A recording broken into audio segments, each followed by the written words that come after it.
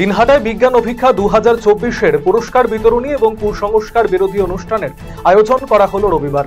পশ্চিমবঙ্গ বিজ্ঞান মঞ্চের দিনহাটা বিজ্ঞান কেন্দ্রের উদ্যোগে পুঁটিমারি উচ্চ বিদ্যালয়ে আয়োজিত হয় বিজ্ঞান অভিক্ষা পরীক্ষার পুরস্কার বিতরণী এবং কুসংস্কার বিরোধী সচেতনতামূলক অনুষ্ঠান।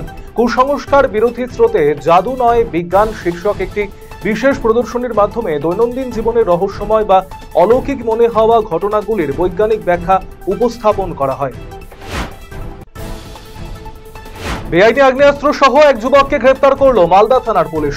গোপন সূত্রে খবর পেয়ে শনিবার রাতে পুরাতন মালদার চাকিমোড় বাইপাসের কাছে ওই যুবককে গ্রেপ্তার করা হয়। ধৃতের নাম কেয়ামউদ্দিন শেখ, সে মালদা থানার বলাতুলি এলাকার বাসিন্দা। এদিন বাইপাসের কাছে দাঁড়িয়ে থাকা ওই যুবকের পিছু ধাওয়া করে তাকে গ্রেপ্তার করে পুলিশ। তার কাছ থেকে উদ্ধার হয়েছে একটি পাইপগান এবং 1 রাউন্ড কার্তুজ। এই আগ্নেয়াস্ত্র কি উদ্দেশ্যে সে নিজের কাছে রেখেছিল সেই বিষয়ে তদন্ত শুরু করেছেন পুলিশ কর্মীরা। দিনহাটা কলেজ প্রাঙ্গণে ঠোঁট কাটা, তালু কাটা এবং মাড়ি কাটা রোগীদের বিনামূল্যে চিকিৎসা পরিষেবা প্রদানের জন্য একটি বিশেষ স্বাস্থ্য শিবিরের আয়োজন করা হলো।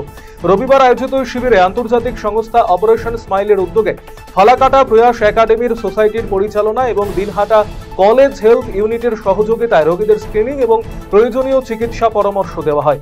এই শিবিরের মাধ্যমে ঠোঁট এবং তালু কাটা রোগীদের চিহ্নিত করে তাদের শিলিগুড়ির একটি বেসরকারি নার্সিংহোমে সম্পূর্ণ বিনামূল্যে অস্ত্রোপচারের ব্যবস্থা করা হবে।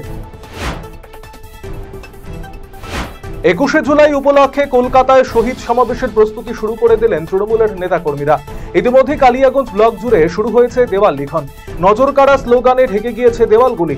এই কর্মসূচিতে নেতৃত্ব দিচ্ছেন ব্লক তৃণমূল সভাপতি নিতাই বৈশ্য। তিনি বলেন, 21শে জুলাই শহীদ দিবস হবে কলকাতার ধর্মতলায়। 2026-এর বিধানসভা নির্বাচন, সেই দিকে তাকিয়ে প্রস্তুতি নেওয়া হয়েছে। দলনেত্রী কি বার্তা দেন তা শোনার জন্য প্রচুর তৃণমূলের সৈনিকেরা সভায় যাবে।